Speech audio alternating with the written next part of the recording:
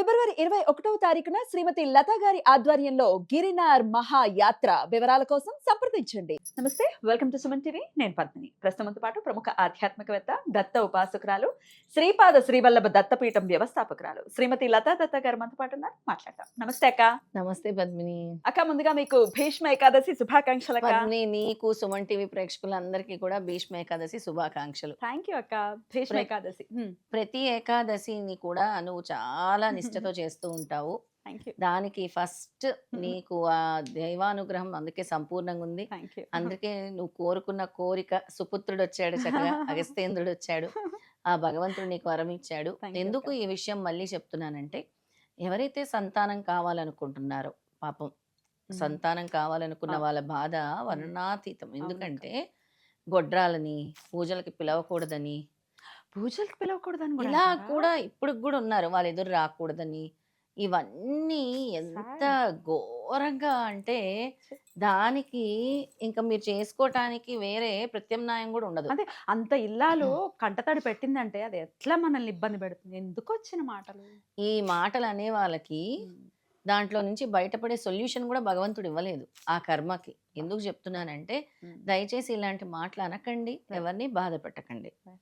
ఎందుకు ఈ విధంగా చెప్తున్నానంటే, ఏకాదశి అనేది అంత పవర్ఫుల్, పవర్ఫుల్.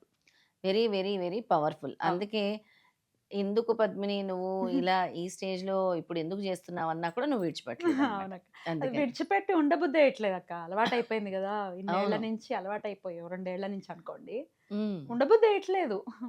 అవును. ఓ రోజు ఒక ఏకాదశికి ఏదో మనసు బాగాలేదు, ఉంటాయి కదా, ఆ, తినేసాను. కడుపు నొప్పి విపరీతంగా రాత్రి. నాకు అసలు చూసావా? కడుపు నొప్పి అంటే ఏంటో తెలియదు, ఎప్పుడు ఉండదు. ఆ, విపరీతంగా దండం పెట్టుకున్న, స్వామి ఇంకెప్పుడు ఇలాగా జీవిత పర్యంతం ఏకాదశులు చేసుకునేలాగా నన్ను అనుగ్రహించు అని చెప్పి అబ్బో, జీవిత పర్యంతమే ఆ, అడిగా. జీవిత పర్యంతం. రైట్. అయితే ఈ ఏకాదశి ఏకాదశి. అనేది భీష్మ ఏకాదశి. హా. భీష్మ పితామహులు ఉమ్. అదే రోజు విష్ణు లోకానికి తను చేరుకున్న రోజు, ఆయన ఆత్మ. తన యొక్క ఆత్మ చేరుకున్న రోజు, అలాగే తన మోక్షం పొందిన రోజు, అదే రోజు భీష్మ ఏకాదశి. అష్టమి రోజు శరీరాన్ని చాలించిన ఆత్మ విష్ణు లోకంలో చేరుకొని ఆ మోక్షం పొందిన రోజు భీష్మ ఏకాదశి. అయితే అదే రోజు భీష్మ పితామహులు పాండవులకి విష్ణు సహస్రనామాలు బోధించిన రోజు. అందుకే విష్ణు సహస్రనామం పుట్టిన రోజు అంటారు అన్నమాట. విష్ణు సహస్రనామ జయంతి. జయంతి అదే రోజు వచ్చిందనమాట. ఓకే. మరి అదే రోజు ఆయన మోక్షం పొందిన రోజు, విష్ణు లోకం ఎట్లా చేరుకున్న రోజు సాధ్యపడింది అనే డౌట్ వస్తుంది. వస్తుంది అందరికి. దేహత్యాగం చేసేసారు, వెళ్ళిపోయింది ఆత్మ, మరి విష్ణు సహస్రనామం ఎలా చెప్పారు? అప్పుడు కాలమాన పరిస్థితులు వేరు కదా, మ్మ్. ఇప్పుడు కాలమాన పరిస్థితులు వేరు. మ్మ్. అప్పుడు కాలమాన పరిస్థితుల్లో మ్మ్. ఒకవేళ మ్మ్. బోధించిన తర్వాత కూడా ఇది వెళ్ళొచ్చు జరిగి కదా. ఉండొచ్చు. బోధించిన తర్వాత కూడా ఇది జరిగి ఉండొచ్చు. ఆ. బోధించిన తర్వాత Right. బోధిస్తూ కూడా ఆయన శరీరాన్ని చాలించి ఉండొచ్చు మ్మ్. అప్పుడు కాలమాన ప్రకారం. రైట్. ఆ విధంగా ఆయన విష్ణులోక ప్రాప్తి, ఆయన యొక్క ఆత్మ విష్ణులోక ప్రాప్తి చెందినటువంటి రోజు భీష్మ ఏకాదశి. ఇక ఆ రోజు ఎవరైతే ఈ వ్రతాన్ని ఆచరిస్తారో, ఎందుకంటే ఈసారి విశేషం ఏంటి అంటే గురు ఏకాదశి, గురువారంతో వచ్చింది.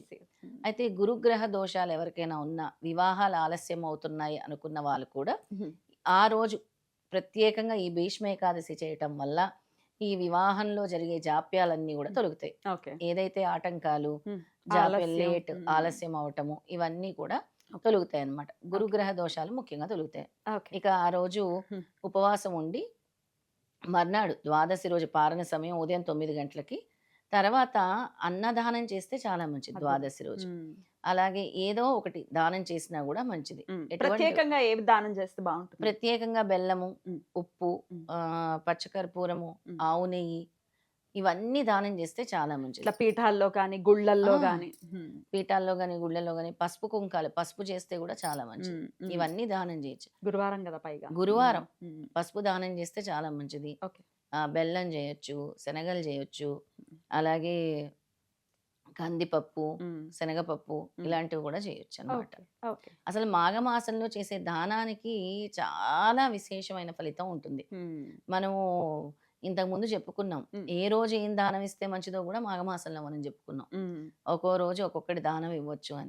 అంతటి విశేషం మాఘమాసంలో దాన ధర్మాలకి, నదీ స్నానాలకి, అలాగే విష్ణుమూర్తి ఆరాధనకి, లక్ష్మీదేవి ఆరాధనకి ప్రీతికరమైన మాసము మాఘమాసం. ఓకే. అలాగే ఈశ్వరుడు ఆరాధనకు కూడా అన్నమాట.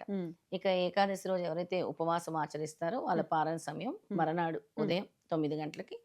ఆ తర్వాత వాళ్ళు ఉపవాసాన్ని విడిచిపెట్టొచ్చు అనమాట. ఓకే. ఓకే. అద్భుతం అక్క. విష్ణు సహస్రనామం ఇంకా అన్నీ కూడా అందులోనే ఉన్నాయి.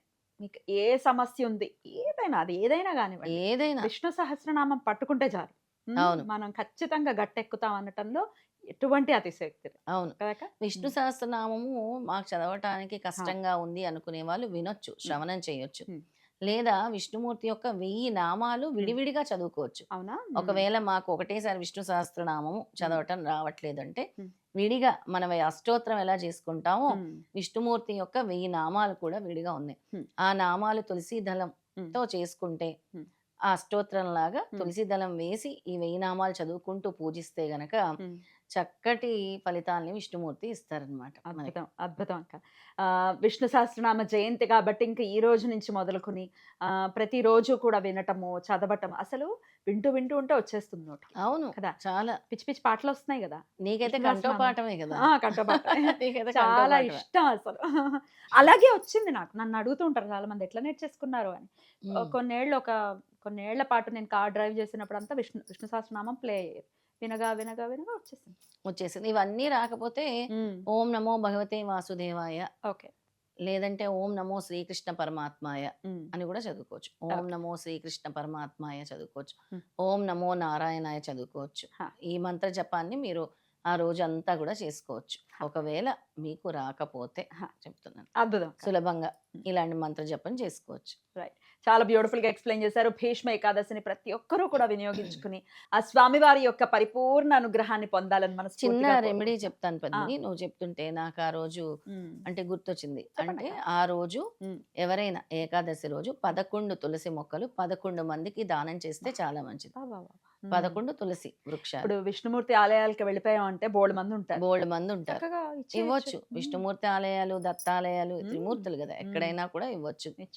11 తులసి మొక్కలు ఇవ్వటం వల్ల మనకుండే దారిద్ర బాధలు తొలగుతాయి. అద్భుతం. అద్భుతం. చాలా చాలా సింపుల్ గా చేసేసుకోవచ్చు. అవును, చాలా సింపుల్ గా చేసుకోవచ్చు.